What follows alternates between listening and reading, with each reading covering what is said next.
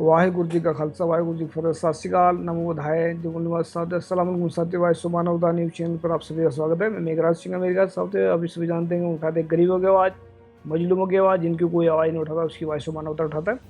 तो साथियों, आज हमारे स्टूडियो में आए हैं वॉइस ऑफ खालसा के सीईओ ऑनर सुखविंदर सिंह जी। पहले इनका स्वागत करते हैं, उसके बाद हम सवाल जवाब करेंगे। आज का हमारा टॉपिक रहेगा कि बहुजन समाज का सुधार कैसे होगा, या बहुजन समाज का उद्धार कैसे, उद्धार का मतलब होता है उनका कामयाब कैसे होंगे। तो इस पर हम ये टॉपिक हमारा, तो पहले इनका स्वागत करते हैं, उसके बाद सवाल जवाब करते हैं। जी सुखविंदर सिंह जी, आपका वॉइस ऑफ मानवता न्यूज चैनल की स्टूडियो में बहुत बहुत स्वागत है। वाहिगुरू जी का खालसा वाहिगुरू जी की फतेह। मेघराज सिंह जी, आपको और आपकी सभी दर्शकों को, सुनने वालों को वाहिगुरु जी का खालसा वाहिगुरु जी की फतेह। जी, आज बड़ी चिंता की बात है, मतलब ये जो इसमें देखते हैं, अगर बहुजन समाज के हालात देखते हैं हम, तो बहुजन समाज की जो बहुत अंदर खाते बहुत कुछ ऐसा चल रहा है जो मतलब मुझे सही नहीं लगता। तो आप बहुजन समाज क्या, मतलब इसको कैसे देखते हैं? बहुजन समाज आज की डेट में सही दिशा में काम कर रहा है या नहीं कर रहा है, इसके बारे में क्या कहेंगे आप? देखो, बहुजन समाज आज की दिशा में जब हम देखते हैं, दावा तो करता है कि हम महापुरुषों का, बाबा साहब अम्बेडकर का, या महात्मा फुले का, या कांची नाम के मिशन के ऊपर काम कर रहे हैं। पर जब हम रिजल्ट को देखते हैं, जी रिजल्ट के हिसाब से, रिजल्ट जो है, आई एम सॉरी टू से कि बिटवीन 0% टू 5% से ज़्यादा नहीं। अगर सही दिशा में काम कर रहे होते तो रिजल्ट जो है वो 50% से ऊपर होना चाहिए। जी जब जब हम रिजल्ट की रेशो निकालते हैं पूरे भारत के अंदर, तो रेशो के मुताबिक जब अलग अलग स्टेटों में हम डिवाइड करके भी देखते हैं, तो रेशो जो है वो 0 से 5% के बीच में है। जी तो उसके जब बेशक हम उसको पॉलिटिकल क्षेत्र में देखते हैं, बेशक हम एजुकेशन क्षेत्र में देखते हैं, बेशक हम जागरूक में क्षेत्र में देखते हैं, बेशक हम इकोनॉमी में क्षेत्र में देखते हैं, जितना बाबा साहब अम्बेडकर ने अपने लोगों के लिए काम किया है, उनके मिशन को आगे चलाने के लिए हमने उनके काम को उसके ऊपर फोकस नहीं किया, हमने फोकस पता नहीं कहाँ किया हुआ है। तो इसकी वजह से 0 और 5% के बीच उनकी रेशो है, और कितने ना कितने वो गलत डायरेक्शन में काम कर रहे हैं। हाँ जी। जी जी। तो ये जो सवाल का जवाब दिया, तो बहुत सारे लोगों को इसमें समझ आ सकती भी, अगर मतलब 100% काम करना तो उन्होंने 0% मतलब 5% पर आ गए हैं। तो मैं इसमें जानना चाहता हूँ, जैसे बहुत सारे मिशन चल रहे बाबा साहब के नाम पर, तो डॉक्टर अम्बेडकर के नाम पे मैं सुनने में आया ऐसा कि 35 लाख संगठन बने हैं। तो मैंने इसमें स्टेटमेंट भी दिया था पिछली बार कि बाबा साहब ने तो इनको इकट्ठा करने के लिए 3 कैटेगरी तैयार की थी, ST SC OBC की। तो इन्होंने 35 लाख संगठन बना करके बाबा साहब के साथ में धोखा किया। मैंने खुलाम बोला, इसमें आज बोल रहा हूँ कि बाबा साहब के साथ में धोखा किया। धोखा इसलिए किया है कि 35 लाख संगठन नहीं है, 35 लाख टुकड़े कर दिए बहुजन समाज के। तो जी जो टुकड़ों में बिखरा हुआ समाज, तो फिर उसको इकट्ठा करना कितना मुश्किल होगा। तो मुझे बताएं कि बाबा साहब ने जो इन्हें, बाबा साहब के नाम दिन रात जपते हैं, दिन रात उनका नाम लेते हैं, तो उनकी लीडरशिप जो थी, जैसे उन्होंने काम किया था, क्या उस हिसाब से बहुजन समाज के लोग काम कर रहे हैं, या इससे वो किस नज़रिए से देखते हैं? जी ओके, आपके एक सवाल के अंदर 2 सवाल है, मैं दोनों को डिफाइन करूंगा अलग अलग तरीके से। हाँ जी ओके, आपने बात की है कि 35 लाख संगठन है जी भारत के अंदर। संगठन जितने मर्जी हो, अगर उनका कॉज एक है, फिर उनकी कोई नुकसान नहीं है। पर अगर कॉज अलग अलग है, मिशन अलग अलग है, फिर उनका नुकसान है। फिर उसमें क्या होता है कि अगर ज्यादा संगठन है, वो एक दूसरे की टांग खींचने का काम करते हैं। अगर मिशन एक है, कॉज एक है, अगर अलग अलग संगठन के रूप में काम कर रहे हैं, उनकी मंजिल एक है कि हमने वहां पहुंचना है, तो मंजिल तो है राज सिंहासन तक पहुंचना। अगर राज सिंहासन तक पहुंचने का मिशन में कोई संगठन भी काम नहीं कर रहा, तो वो फायदा होने की बजाय नुकसान होगा समाज को। जी। दूसरी बात आप कर रहे हैं कि दूसरा सवाल क्या था आपका? मतलब ये बाबा साहब के जो 35 जो है ना कि वो उनकी दिशा में सही काम कर रहे हैं या नहीं कर हाँ, रहे हैं उसमें? आपने सवाल पूछा कि दूसरा सवाल, अगर वो सही काम कर रहे होते सारे संगठन, जो जैसे मैंने बोला अगर उनका कॉज एक है, उनका मिशन एक है, तो मैं बड़े ही दुख से कह रहा हूं, अगर हम रेशो निकालें, अगर ज्यादा दूर नहीं भी जाते, 20 ईयर में हम ये देखें कितने बंदे हमारे एमएलए बने हैं, कितने बंदे हम मेंबर पार्लियामेंट बने हैं, कितने बंदों ने कॉलेज के ऊपर काम किया। अगर गवर्नमेंट नहीं कर रही, वो संगठन लोगों बहुजन समाज से चंदा इकट्ठा करके कोई एजुकेशन पे काम किया, कोई अपना धार्मिक इंस्टीट्यूट खड़ा किया जिसकी जगह से हम लाइक एनजीओ कि अगर कोई कोई गरीब लड़कियां हैं या गरीब लोग जो एजुकेशन के ऊपर फीस नहीं दे पाते, कोई ऐसा दिखने में, जब हम जैसे पहले क्वेश्चन में बोला कि रेशो बहुत कम है, जी। उसकी हिसाब से भी रेशो बहुत कम है। जब हम पब्लिक को देखते हैं कि अगर 20 ईयर के अंदर कोई एमएलए और एमपी में, अगर यूपी में देखते हैं, अगर मायावती उस जगह पे पहुंचती है, अगर मायावती जी वहां तक पहुंचती हैं, पर जब उनके काम करने के तरीके से देखते हैं, वो बाकी संगठनों के बंदों को वो अपने संगठन वाले बंदे नहीं समझती कि हमारे। हुण देखो, जो संगठन की बात की, मैं एक बात और खुलासा करना चाहता हूं। जी। ज्यादा संगठनों का नुकसान क्या होता है? हुण एक संगठन में जो बंदे काम कर रहे, मान लो उसमें 10,000 बंदा काम कर रहा है, जी। दूसरे में 50,000 बंदा काम कर रहा है। जो 10,000 संगठन वाला बंदा है, मतलब लीडर है, वो जो 10,000 के अंदर बंदे काम कर रहे हैं, उसको तो बहुजन समाज मानता है। जब वो दूसरे समाज में 50,000 बंदा काम कर रहा है, उनकी वो बंदा बात करने के लिए भी तैयार नहीं है। क्या वो बहुजन समाज के नहीं है? क्या वो स्टूल कास्ट नहीं है? क्या वो ओबीसी नहीं है? क्या वो स्टूल ट्राइब नहीं है? जब हम, जो आपने बात बहुत बड़ी की है कि मेरे को लगता है कि 35 लाख टुकड़े में बांट दिया, इसमें कोई क्वेश्चन नहीं है। बिल्कुल आपकी 101% बात सही है। जब ये विचारधारा बंदों के अंदर काम कर रही है कि ये मेरे संगठन का बंदा नहीं है, मैं क्यों मदद करूं? अगर उसकी झोपड़ी ढाई जा रही है, उसकी बच्ची के साथ गलत काम हो रहा है, उसके बच्चे की शादी में उसकी घोड़ी से तार कर उसको मारा पीटा जाता है, तो दूसरा संगठन चुप रहता है। तो इसका मीनिंग क्या होता है?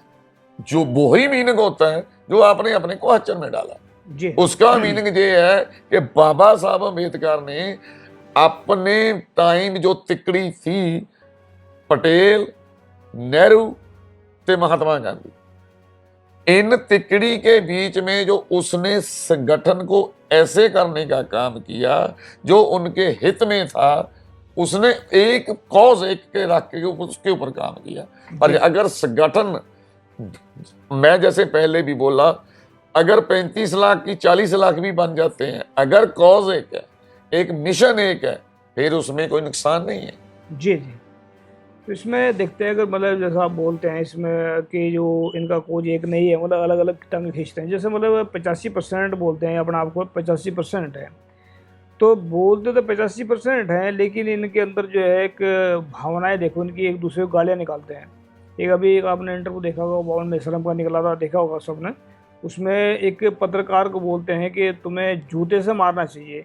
ये अगर ऐसे लीडर होंगे समाज के, तो लीडर कहाँ तक तरक्की करेगा और क्या करेगा? जो 85% होने के बावजूद भी यार बहुत सारे संगठनों का मैंने सुना होगा, इसमें बहुत सारे संगठन कहते हैं कि ना तो हमें पैसे चाहिए, ना हम राज सत्ता चाहिए, हम तो सिर्फ लोगों को जगाना चाहते हैं। तो इनका उनको उनको कैसे समझाएंगे जो 85% होते हुए भी राज सत्ता तक नहीं पहुंच पाए हैं? इसका कारण क्या है? देखो, आपने इसमें भी 2 सवाल कर दिए। एक जो सवाल आपने सत्कार का किया है, रिस्पेक्ट का किया है, कि अगर कोई लीडर किसी संगठन का, दूसरा बंदा जो इंटरव्यू ले रहा है लेकिन वो उसके संगठन का नहीं है, अगर वो सवाल पूछता है, अगर वो उसका सत्कार, उसकी रिस्पेक्ट से जवाब नहीं देता, वो कोई भी हो, सीधे से सीधा मतलब ये है उसमें डिस्क्रिमिनेशन, नफरत कि ये मेरे संगठन का नहीं है तो इसने मेरे से सवाल क्यों पूछ लिया। जिस भी लीडर के अंदर अपने समाज के प्रति ये वफादारी सत्कार की नहीं है, रिस्पेक्ट वाली नहीं है, वो संगठन बहुजन समाज के लिए काम नहीं कर रहा है। ये समझना जरूरी होगा। जिस भी लीडर ने, जिस भी बंदे ने, मैं किसी को पार्टी को टारगेट नहीं कर रहा हूं जी, जिसके बंदे ने अपनी लीडरशिप के अंदर बोलना नहीं सीखा, किसी का सत्कार करना नहीं सीखा, आप क्या समझते हैं कि वो पॉलिटिकल के अंदर कामयाब हो जाएगा? नहीं हो सकता, क्योंकि सत्कार मतलब जिस जिस समाज को जो समाज 4-5 हज़ार साल से जो अपमान को झेल रहा है, वही इनके लीडर अपमान दे रहे हैं उन लोगों को, तो कैसे मतलब कौन इनके साथ में जुड़ेगा, कैसे कामयाब हो पाएगा? मैं वही बात कहने की मेघराज सिंह जी कोशिश कर रहा हूं। जो चीज पहली क्लास में आती है, जब हम स्कूल जाते हैं कि ए फॉर एप्पल होता है, बी फॉर बॉय होता है, अगर हमारे को वो ही पता नहीं है, क्या हम बड़े होकर बीए में जाकर, एमए में जाकर कोई इंग्लिश में बुक लिख सकते हैं? हमारे को पहला प्रिंसिपल पता नहीं है। पहला प्रिंसिपल है कि हम अपने बहुजन समाज का, वो बेशक हमारे संगठन में नहीं है, बेशक वो आपके संगठन में है, मेरे संगठन में नहीं है, मेरे को पहला स्टेप तुम्हारे संगठन के बंदे को सत्कार देना आना चाहिए, डायलॉग करना आना चाहिए। तेरे संगठन के विचार मेरे संगठन के अगर विचार मैच नहीं कर रहे, उसका आंसर गाली निकालना नहीं होता, उसका आंसर उसको बुरा भला कहना नहीं होता, उसका आंसर होता है भाई देखो भाई साहब, अगर आप ऐसा समझ रहे हैं वो आप गलत समझ रहे हैं, मैं इसको ऐसा समझा तो इसलिए मैंने ऐसा किया, तो आपका फर्ज बनता हमारे सिकंदर से, ये आंसर होता है। जी बिल्कुल बिल्कुल। तो साथियों, देखा आपने मतलब किस तरीके से समझाने की कोशिश कर रहे हैं कि जो इंसान दूसरों को गालियां देते हैं, या वो मतलब अगर बात नहीं विचार आपस में मिलती है तो कोई बड़ी बात नहीं है, आपस में बैठ करके प्यार से, गुरु नानक साहब कहते हैं कि अगर दुविधा बीच में आ भी जाती है भाई साहब, तो कहते बैठ करके उसको आराम से बैठ करके उसके विचार करो बैठ करके। तो वे यही कहना चाहते हैं आप? मेघराज साहब, इसमें एक बात मैं आपकी अभी जहां से पकड़ी है जी, जब भी कभी, चाहे वो जर्नलिज्म है, चाहे वो घर के अंदर हम 10 बंदे हैं, 4 बंदे हैं, 2 बच्चे हैं, 2 बंदे आप हैं, 2 पेरेंट्स हैं, 6 बंदे हैं, पूरी दुनिया के अंदर विचार कभी भी मैच नहीं करते, क्योंकि परमात्मा ने सभी को अलग अलग बनाया। जी, विचार ना मैच करना ये कुदरत की ब्यूटी है, नंबर 1।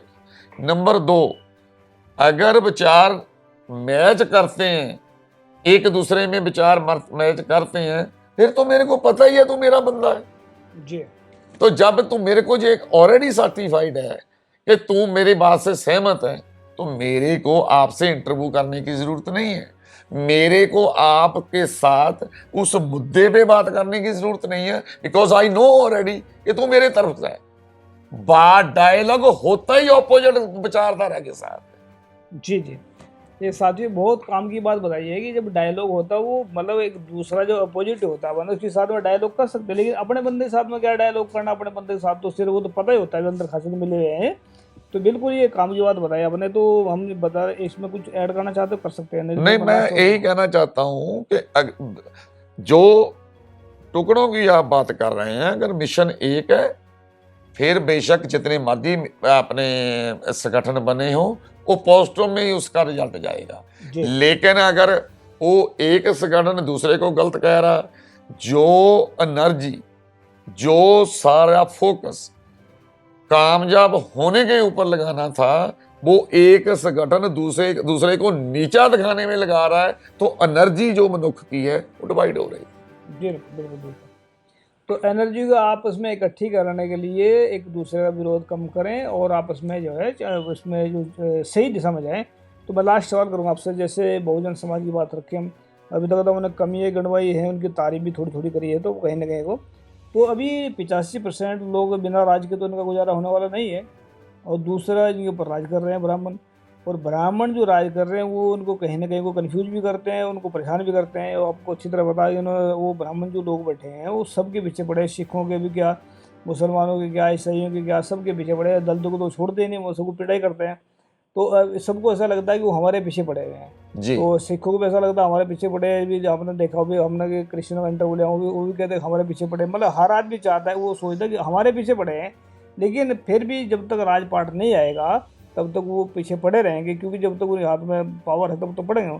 तो अभी एक बात बताइए, 85% लोग जो भारत में बहुजन कहते हैं जो अपने आपको, ये एक साथ इकट्ठा होकर के राज हासिल कैसे कर सकते हैं? कैसे मतलब ये खुशहाली की ज़िंदगी जी सकते हैं? क्योंकि राज होगा तभी खुशहाली आएगी। तो राज कैसे हासिल कर सकते हैं? जी देखो, इसमें मैं दो बातें जवाब दूंगा इसका। जी एक, सिखों के भाई गुरदास जी होए हैं, उनकी वारों में आता है, किस उद्यम पे राज मिले हैं शत्रु से सब होवे मीता। जी इसका मतलब है भी कौन सा काम किया जाए जिसके द्वारा हम राज गद्दी पे पहुंचे, राज में, उसके बाद जो दुश्मन है वो ऑटोमेटिकली मित्र बन जाते हैं। जी जो आपने सवाल पूछा कि राज तक कैसे पहुंचे, सबसे पहली बात यह है कि सभी संगठन जितने 35 लाख में बांटे हुए, जैसे आपने बताया, जी अगर इतने ज्यादा संगठन है, उनका मिशन एक होना चाहिए। मिशन है मेरा वो, मैंने वहां पहुंचना। जैसे कॉलेज के अंदर, स्कूलों के अंदर या ओलंपिक गेम्स के अंदर 100 खिलाड़ी दौड़ता है, उनका मिशन एक होता है कि हमारा जहां से स्टार्ट होना है वहां हमारी डेडलाइन है। डेडलाइन पे तक जाने उनका मिशन होता है कि मैं डेडलाइन पे जाकर आगे निकलूं। पहले तो सभी संगठन का ये मिशन होना चाहिए कि उनके पास कौन सा ब्लूप्रिंट है, कौन सा आइडियाज है और कौन सा मिशन है। मेरे को नहीं लगता, हो सकता मैं गलत भी हो सकता हूं, कि संगठनों के पास कोई मिशन है, संगठनों के पास कोई ब्लूप्रिंट है, संगठनों के पास एक डेडलाइन है कि हमने कहां पहुंचना है। उनको ये पता ही नहीं है कि हमारी डेडलाइन कौन सी है। सो डेडलाइन जो आपने बोली वो है राज।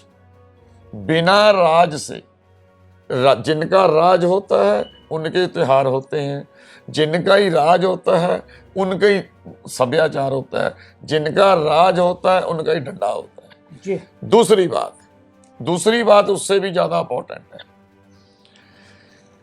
एक बात जो ब्राह्मण ने 1947 में कॉन्स्टिट्यूशन में डाली, जी बेशक वो आज हम क्लियर नहीं कर पाएंगे प्रॉपरली कि बाबा साहब अम्बेडकर ने डाली या इन तिकड़ी में डाली।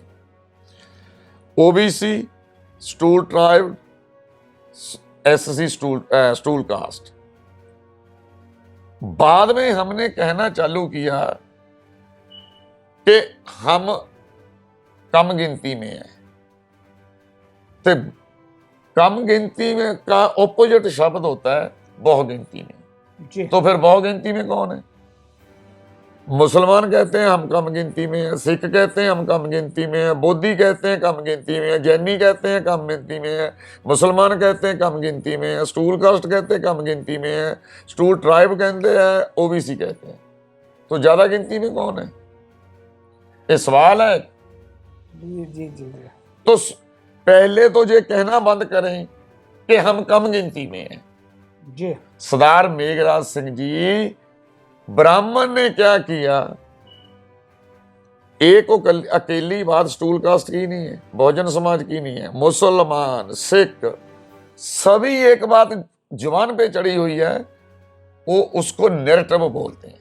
जो नैरेटिव मार्केट में बन गया, जब मुसलमान कहते हैं हम कम गिनती में हैं, सिख है हम कम गिनती में हैं। मैं कई स्टेजों पे बोल चुका हूं, कम गिनती में कोई नहीं है, कम गिनती में सिर्फ ब्राह्मण है।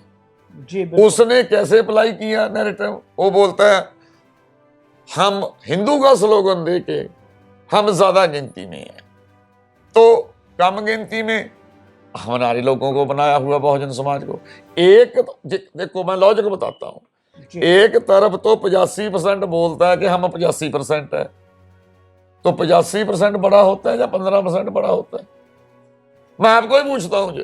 ये समझने वाली बात है साची, बहुत बहुत काम की बात है ये। मतलब इसको समझे, इसको समझे कि देखे कौन कम गिनती पर कौन ज्यादा मतलब जे आप ऐसा करो, 5 साल के बच्चा जो हमारा फर्स्ट ग्रेड में स्कूल जाते हैं, जी उनको आज घर में पूछें कि बेटा 85% जो 85% बड़ा होता है, जो 15% बड़ा होता है, जबकि ब्राह्मण की गिनती 15% नहीं है, जी ब्राह्मण की गिनती 3% है।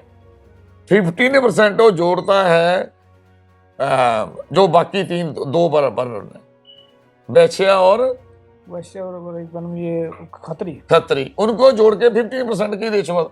पर चलो हम 15% ही मान लेते हैं, तो जी। 15% बड़ा होता है मेघराज सिंह जी या 85% बड़ा होता है? बड़ी अजीब बात है। मतलब 50 जो 80% 85% वो अपना वो घट गिनती मानते हैं उसको या मैं हूं ये बात तो नहीं कह सकता गुस्से में आकर कि हम क्या बोलें, जो 85% ये कह रहे हैं कि हम कम गिनती में, उस मैं क्या बोलूं बताओ।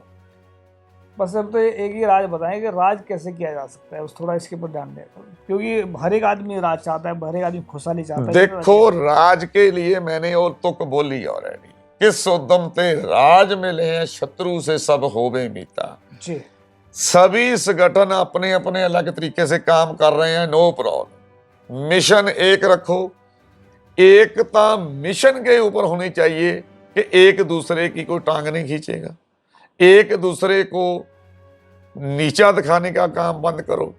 नीचा दिखाना है जो जिस आपके ऊपर राज कर रहा है, जो उनके गंदे काम आपको नीचा दिखा रहे हैं उनको नीचा दिखाओ, पर अपने भाइयों को नीचे दिखाना, अपने जो दूसरे संगठन के लोग हैं उनको नीचे दिखाना, ये बहुत गलत बात है। उसमें हमारी एनर्जी, उसमें हमारा पैसा, उसमें हमारा टाइम वो किसी काम में नहीं आ रहा। तो एकता जो है मिशन के ऊपर वो इकट्ठी होनी जरूरी है। जी मेरे ख्याल से अब ये कहने की कोशिश कर रहे हैं कि अगर बाबा साहब की बात मान ले, जैसे बाबा साहब ने कहा था शिक्षित बनो, संगठित रहो, संघर्ष करो। यस, अगर ये 3 बातें शायद ये चल पड़े तो ये मेरे ख्याल से राज की तरफ जा सकते हैं। क्या 101%। इसमें देखो जो बाबा साहब अम्बेडकर थे वो बहुत रोशन दिमाग थे, उन्होंने अपने समाज के लिए जो उन तीनों के बीच में से गुड आइडिया था उसने निकाल के समाज को दिया। पर समाज ने क्या किया, उनके काम सोचने के तरीके से काम करने की बजाय उनको पूजना चालू कर दिया। हुण पूजने से कोई गिद्दड़ सिंगी ऊपर से थोड़ी आएगी, तो उसने उन्होंने जो दिया आपको उसके आगे से काम करना था। जी जी जी हाँ जी, तो राज की तरफ बढ़ने के लिए बाबा साहब ये जो मिशन है इसको सच्चाई और ईमानदारी से अगर चलेंगे तो राज कदम छुएगा। तो सुखविंदर सिंह जी आपने इस बात पे डिबेट रखी, इस बात पर अच्छी बात रखी आपने अपना अपने तरफ से। अगर कोई लास्ट में कुछ संदेश देना चाहते हैं दे सकते हैं अभी। देखो इसमें यही है भाई, जो अभी थोड़े देर पहले आपने देखा उनको हम पार्लियामेंट कह रहे हैं। मेघराज सिंह जी वो पार्लियामेंट नहीं है, वो ब्राह्मण का राजकरण का सिंहासन है, जहां से बैठ के जैसे जे हम कुर्सी पे बैठे हैं, उस सिंहासन है, ये सत्कार जो वाला है, वहां से बैठ के ब्राह्मण राज करेगा। उसमें 2-3 इंडिकेटर ऑलरेडी उन्होंने दिखा दिए। वो जो संगोल का ड्रामा किया, जो संगोल का ड्रामा करके सारे साधु इकट्ठे करके उसमें उनसे, अगर मैं आपको पूछूं वहां जो पार्लियामेंट के अंदर वो कानून और देश को ये नांगे साधु चलाएंगे। इनकी एजुकेशन देखो, इनकी जो आपने कपड़े नंगे कपड़े नहीं पहने हो, नांगे हैं, वो तुम्हारे कपड़े पहन देंगे, हो तुम्हारे को कपड़े पहना देंगे। हो आप जैसा मतलब खुद इंसान होते वैसे वो दूसरों पर वो आप कपड़े नहीं पहनता, वो तुम्हारे कपड़े भी उतार लेगा। ये सीधी बात है दुनिया की, ये लाइक साइकोलॉजी बात है। सो मैं इससे ज्यादा कुछ नहीं कहना चाहता कि राज के ऊपर जाना, राज करना, यही हमारा धर्म है, यही हमारा को बड़े बड़ेरों ने बोला हुआ है। सो राज जो है वो मिशन हर बंदे के दिमाग में होना चाहिए। जी बस याद रखे, 2200 मानव पर हम उठाएंगे सबकी आवाज़। लेकिन याद रखें, बाबा साहब की अगर बात मानेंगे, 3 अगर सूत्र मान कर चल देते हैं तो राज आपका कदम छुएगा। सुखविंदर जी ने आपने इस पे अहम विषय पर अपनी बात रखी, इसके लिए आपका धन्यवाद। सत श्री अकाल। सत श्री अकाल। सो वाहिगुरू जी।